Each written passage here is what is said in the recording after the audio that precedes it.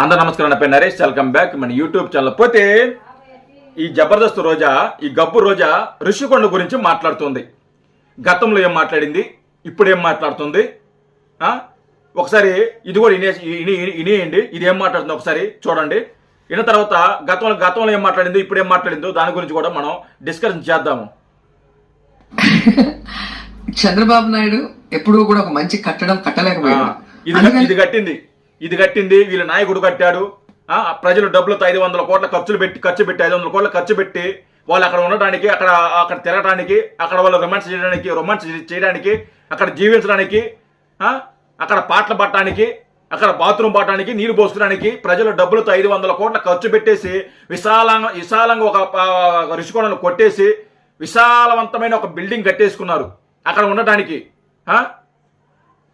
చూడండి తర్వాత ఏం మాట్లాడుతుందో.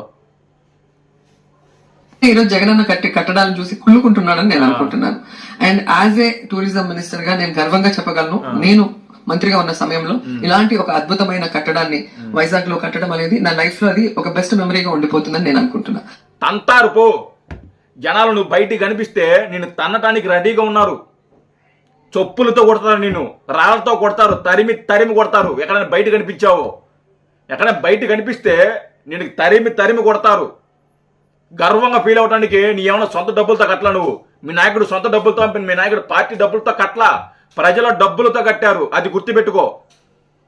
ప్రజలకు ఉపయోగం లేకుండా వాళ్ళకి ఏమాత్రం ఉపయోగం ఉండదు దానివల్ల ప్రజలకి.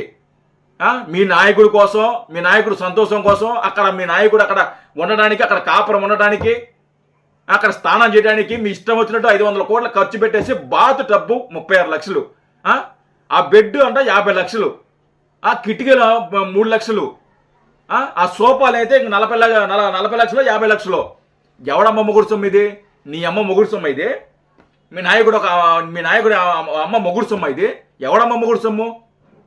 500 కోట్ల ఖర్చు పెట్టి కట్టిండ్రు మీరు. అదంట టూరిజం సంబంధించిందంట. గతంలో ఏం మాట్లాడింది? గతంలో ఆయన ఉండడానికి, మా నాయకుడు ఉండడానికి, ఇక్కడి నుంచి పరిపాలించడానికి, మళ్ళీ మేము అధికారంలోకి వస్తాం, మీ ఇక్కడి నుంచి పరిపాలిస్తారని చెప్పి మాట్లాడింది. అది టూరిజం కోసం కట్టిందంట. సరే, అది కూడా వినేద్దాం. అది ఎట్ట కట్టిందో, అది ఎలా టూరిజానికి సంబంధించింది, దానికి అసలు చూద్దాం. ఎందుకంటే పర్యాటక రంగంలో ఈరోజు ప్రపంచ దేశాల నుంచి వచ్చే వాళ్ళకి, వాళ్ళు వచ్చినప్పుడు గానీ, వాళ్ళు ఉండటానికి గానీ, ఒక ప్రభుత్వం వాళ్ళతో డిస్కస్ చేయాలనుకున్నప్పుడు ఒక అద్భుతమైన ప్లేస్ ఉండాలి. అది ఎక్కడికి వెళ్ళినా కూడా ఉన్నాయి అన్ని రాష్ట్రాలకి. మన దురదృష్టం రాత్రే పారిపోయి వచ్చారు కాబట్టి రాజధాని టెంపరీ, అన్ని టెంపరీ, ఎక్కడ ఒక పర్మనెంట్ బిల్డింగ్ అని ఒక అద్భుతమైనది లేదు. మీరు పేకూడదా? 5 ఏళ్ళ మీరు 5 ఏళ్ళు ఏం పీకారు? ఏమన్నా కట్టారా? కట్టొచ్చు కదా. మీరు ఏం కట్టారు? మీరు ఉండడానికి ఒక ప్యాలెస్ కట్టుకున్నారు అంతేనా? దానికి మించి ఏమన్నా కట్టారా మీరు? ఏమన్నా చేశారా మీరు? రాత్రి వచ్చేసారు అంటున్నారు. మరి మీరు అధికారంలో ఉన్నారు కదా, మీరు అడగచ్చు కదా. మనకు రావాల్సిన ఏవైతే ఉన్నాయో తెలంగాణ నుంచి అవన్నీ మీరు అడగచ్చు కదా. ఎందుకు అడగలే? అక్కడ కేసీఆర్ వంగన పెట్టుకో తంతాడండి. వైజాగ్ ని ఒక అంతర్జాతీయ స్థాయి సిటీగా రూపుదిద్దాలని జగన్మోహన్ రెడ్డి గారు అనుకోవటమే తరువాయిగా 2021 లో కేంద్ర ప్రభుత్వానికి అన్ని పర్మిషన్లు తీసుకుని దీన్ని స్టార్ట్ చేయడం జరిగింది. సో దాదాపుగా 61 ఎకరాల పైగా ఉన్న ఈ ల్యాండ్ లో 9.88 అంటే దాదాపుగా 10 ఎకరాలలో ఒక 7 బ్లాకులు కట్టడం జరిగింది. సో ఈ 7 బ్లాకులు కట్టేటప్పుడు కూడా ఎంత యాగి పంపతీసి 7 పిల్లల 7 కాపురాలు పెట్టేదాన్ని చేసి పెట్టారని ఎంతగా నాకు అర్థం కదా. 7 కాపురాలు ఏం పెట్టాడే పెట్టబోతున్నాడే అక్కడ. అది 7 బ్లాకుల, ఫస్ట్ బ్లాక్ ఏమో భారతీరెడ్డి, ఇంకో బ్లాక్ ఏమో ఇంకో బ్లాక్ ఏమో, మొత్తం 7 భార్యలు, 7 భార్యలు కొంప తీసా పెట్టబోతున్నారని ఆ ప్లాన్ ఉందని మీకు. 7 బ్లాకులు కట్టేశారంట. కట్టారు, 7 బ్లాకులు ఉన్నాయి అక్కడ. మరి 7 పిల్లలు కూడా పెట్టి ఉంటాడేమో. మరి ఏమో మరి ఎంత విషయం చిమ్మారు.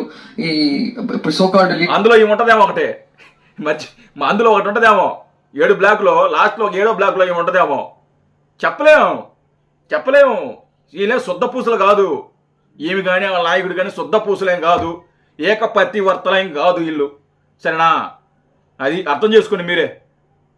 లీడర్లందరూ కూడా మనం కళ్ళారా చూసాం, కేసులు కూడా వేశారు. సో హైకోర్టు పర్యవేక్షణలోనే ఇది జరిగింది. సో టెండర్కి వెళ్ళినప్పుడే ఏం కడుతున్నాం, దాంట్లో ఏమేమి ఉంటాయి, వసతులు ఏంటి, డీటెయిల్ రిపోర్ట్ తోనే టెండర్స్ వేయడం జరిగింది. సో ఇన్ని క్లియర్ గా ఉన్న టెండర్ అంటూ టెండర్ వేసింది ఎవరు? మీ వాళ్ళే కదా.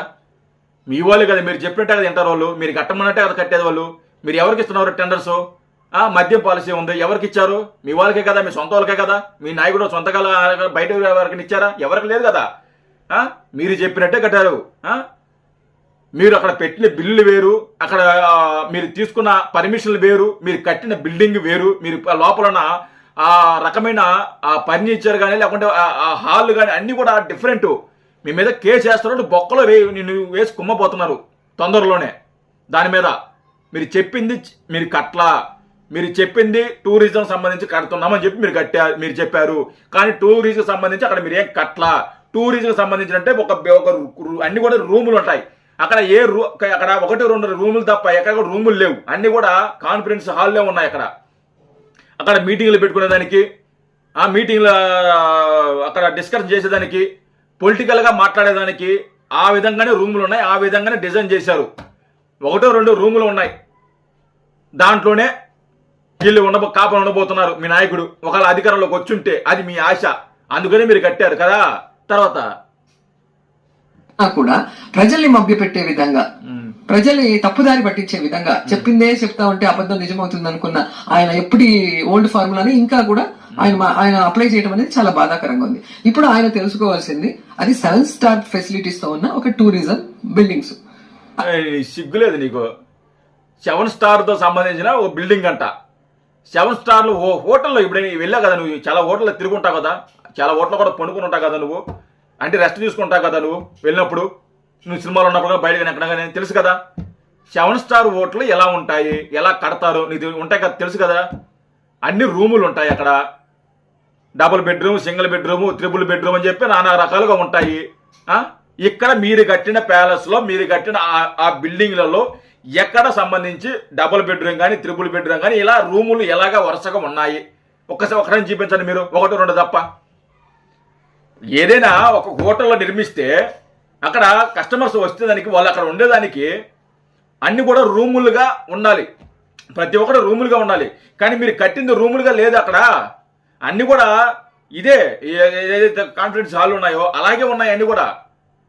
ఎవరిని మళ్ళీ మోసం చేయడానికి, ఎవరిని మళ్ళీ గొర్రెలు చేయడానికి ఈ కథలన్నీ తెలియదు అనుకుంటున్నారా ఏంది? ఈ రోజున అన్ని నిజాలు బయటకు వచ్చేలేకే మళ్ళీ ఇదొక కవరింగ్. కాబట్టి హైదరాబాద్ లో పలక్నం ప్యాలెస్ లాగా ఎవరితో అయినా మీరు లీజ్ కి ఇచ్చి రన్ చేయండి, లేదా మీరుండండి, లేదా ఇంకో దానికి ఉపయోగించండి. ఎవరుంటారు?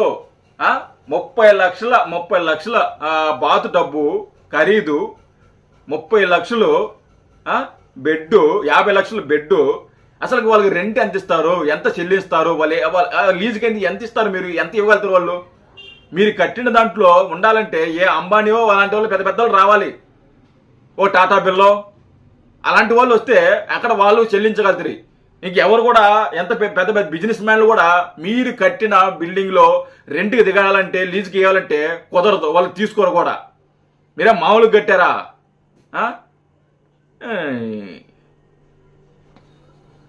అంతేగాని ఎంత ఏడుపంటే అసలు సంబంధం లేని ఎవరో పోయేసి మనం చూసేసి ఫోటోలు పెట్టేసి 25 లక్షల డబ్బు అంట, బెడ్ ఇంత అంటే జనాలు ఏం పిచ్చోళ్ళు కాదు. ఈ రోజు డబ్బు ఎంత రేట్ ఉంటుంది, మంచం ఎంత రేట్ ఉంటుంది, సోఫాలు ఎంత రేటు, డైనింగ్ టేబుల్ ఎంత రేట్ ఉంటుంది అందరికీ తెలుసు. ఒక బిల్డింగ్ కట్టినప్పుడు ఆ బిల్డింగ్ కి తగ్గ ఫర్నిచర్ మాకు తెలుసు. గూగుల్లో సెర్చ్ చేస్తే అయ్యే వస్తున్నాయి. గూగుల్లో సెర్చ్ చేస్తే ఆ ఫోటో కంపేర్ చేసి పెడితే రెండు ఒకటే ఉంటున్నాయి. రేటు మాత్రం 36 లక్షలు, 50 లక్షలు, 3 లక్షలు, 4 లక్షలు, 500 కోట్ల ఖర్చు పెట్టారు కదా. దానికి ఫర్నిచర్ ఎలా ఉంటుంది దాంట్లో పెట్టడం జరుగుతుంది అనేది ఫస్ట్ మీరు తెలుసుకోవాలి. అండ్ అన్ని కూడా ఏమంటారు కేంద్ర ప్రభుత్వం నుంచి పర్మిషన్స్ తీసుకొని కోర్టు పర్యవేక్షణలో చేసింది, అది వాళ్ళు ఫస్ట్ తెలుసుకోవాల్సింది. అండ్ దాని మీద ఎంక్వైరీ చేయబోతున్నారు. దాని మీదే ఎంక్వైరీ చేయబోతున్నారు. మీరు చెప్పింది ఏంది, మీరు పర్మిషన్ తీసుకునేది, మీరు ఇక్కడ కట్టింది ఏంది, దాని మీద ఎంక్వైరీ చేసి నిన్ను మీ నాయకులు అందరూ కూడా బొక్కలో దొరొస్తున్నారు. ఫస్ట్ నువ్వు సంతకాలు పెట్టి ఉంటావు కదా, ఏమనగా నిన్నే పెడతారు. ఏమనగా నిన్ను పెట్టి బొక్కలో పెట్టి దంచి వదిలి పెడతారు. గుర్తుపెట్టుకో. నువ్వు ఇదే కాదు, నువ్వు చేసిన స్కాములు, నువ్వు చేసిన భూదందాలు, నువ్వు చేసిన తప్పులు అన్ని బయటకు వస్తాయి. అతి తొందరలో నిన్ను బొక్కలో పెట్టి కుమ్మబోతున్నారు, అది గుర్తుపెట్టుకో సరేనా. మళ్ళీ కూడా ఇదే ధోరణ మాట్లాడితే వంగన పెడతా అంటారు జనాలు, గుర్తుపెట్టుకో. జై హింద్.